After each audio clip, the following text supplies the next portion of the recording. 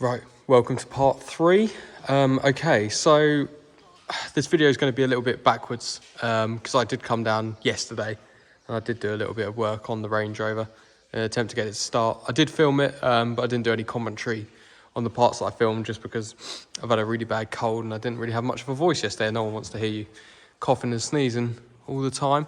So anyway, I'll input that footage right now.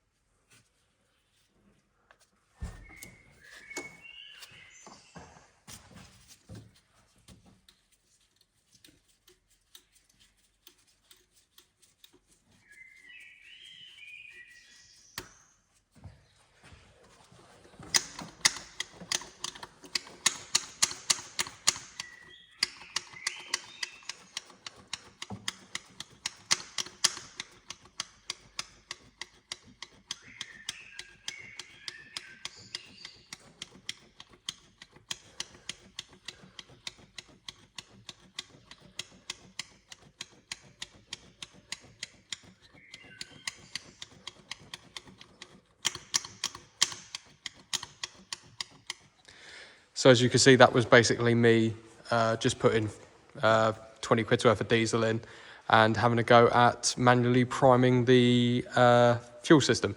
So I know what the issue is now. Basically, it took a little bit of time to work it out, but I spoke to Barry, the original owner, and then found the manual, and I now know exactly how it all works. So you have a main fuel pipe down here that came into, which I've removed now, a diesel water separator. So it's a water a pre-filter water trap, very sort of what you'd expect to find on a generator. That pipe then goes down here into this, which is actually, as you can hear, that's the manual priming pump. And there's a couple of different steps that you go through to prime the system. That then runs up to here, which is the fuel filter, out of the fuel filter into the fuel pump, out of the fuel pump into the injectors, and then once you've bled that system, you then need to remove the return that goes through the fuel filter as well. I'm not sure. I think it does go. No, it doesn't. Sorry, ignore that. It goes past the fuel filter back down to the tank, and you need to bleed that system.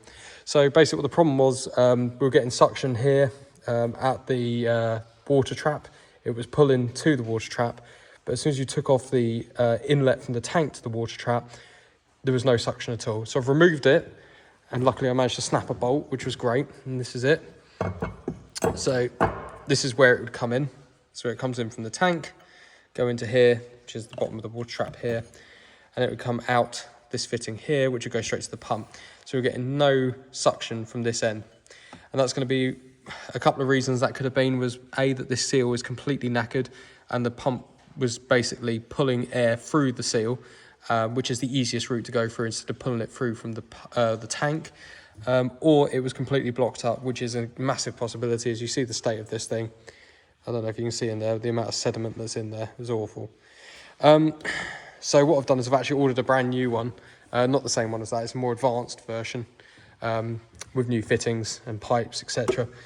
Bit of a quandary really, because what I could do if I really wanted to would be just to connect this pipe here, which is the inlet, straight to the pump and manually pump it and prime it through. However, I'm not really, as much as I want to do that and go and take it for a drive, it is raining actually, so I wouldn't really drive it today.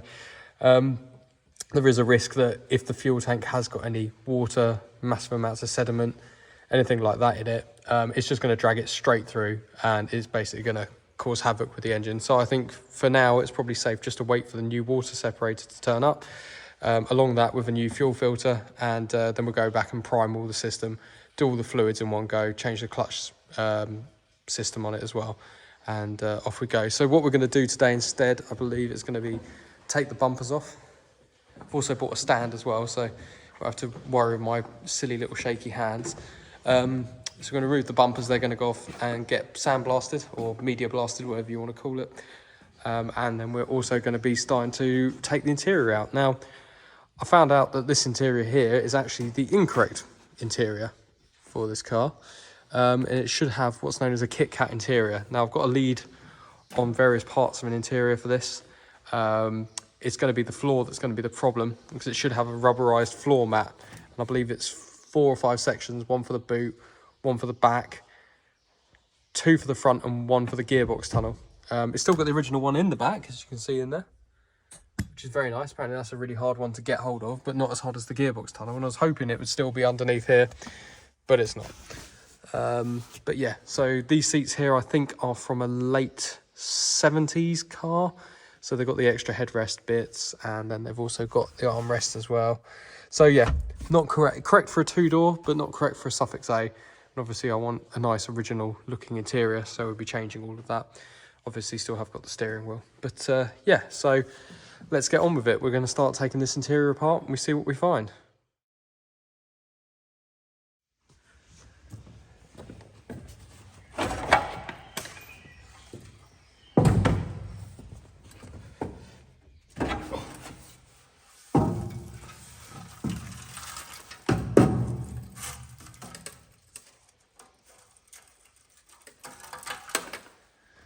There you go, that's both the bumpers removed. That took forever. Literally took about 25-30 minutes just on the back. The bolts were so seized, so tight. And if anybody knows what taking on these bumpers off is like, you have absolutely no room up there with a ratchet. But yeah, both bolts came out, neither of them snapped, as you can see. That's what I mean about how good this is. Like, look at the body mounts, absolutely rust-free, which is lovely. I mean, there's a bit up there in the spare wheel well, but I'll probably replace that panel anyway, to be honest with you. It's not got any holes in it, it's just quite well pitted. Another question for anybody that's watching this is a bit of a Suffix A nerd. Is the tow bar an original factory option? Because it looks quite factory on there. If so, I will retain it, take it off and get it blasted at the same time I get the bumpers done. I'm also picking up a set of wheels as well, an original set of wheels. They're going to get blasted. But yep, front came off, that was fine. Quite easy actually, it was almost finger tight, those bolts. But right, let's take that interior out now. Right, and there we go. So I didn't really film myself doing a lot of this, and I'll be honest, I'm quite embarrassed how long it took me to work out how to take out the seats. I definitely didn't Google it or check on YouTube or anything.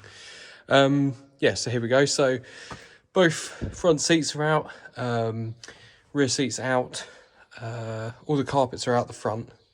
We found some more rust, everyone will be glad to know, which means I'm going to have to do a bit more welding than I thought I would, but that's all right.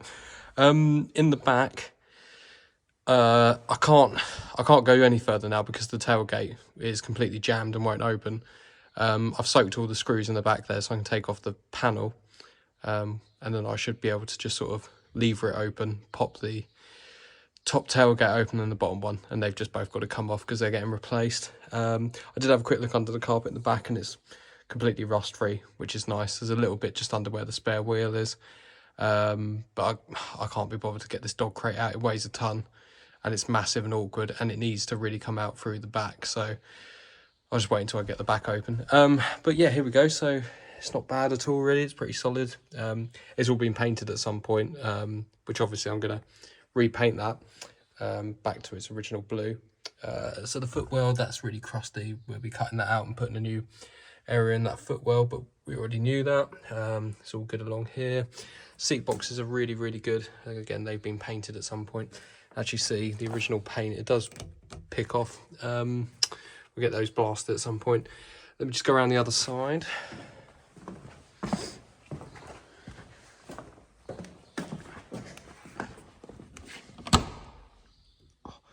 oil that door hinge up. Right, so this is the bit that I wasn't expecting, but then again, it's not really a hard bit. So it looks like this is basically made out of peanut butter, as you can hear.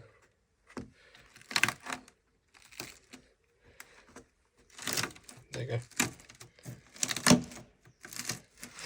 But I've had a look underneath. It's literally going to be, probably this panel will come off. I'll just fabricate a new piece for that. Then it's going to be a new piece on that panel, as I say, which will be there. And then this section here, I'll cut that back. But everything all around it is completely rock solid. But yes, that's as far as we've got today. Hopefully as soon as the water trap turns up, I can pop that on and get it running. Pop that driver's seat back and just go backwards and forwards a few times. Not going to go far in it. I've seen the state of the brakes on this thing. They're pretty awful. And also most of the poly bushes look like they've been eaten by mice. They've completely dissolved underneath. So, oh, and the brake lines, they're completely shot as well. So yeah, so there we go. Making some progress though. Hopefully next time I will have the new wheels and most of the interior together. Obviously I'm not going to need those anytime soon, but might as well sort of get on top of those. If anybody has a good link for some of these rubbers, like new set of rubbers all round, I did see, I think it was on, is it Famous 4 list these ones? You need to check if they've got them, and they're sort of just under 500 quid, which is a lot of money.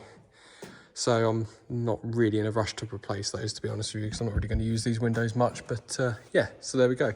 Thanks for watching, guys.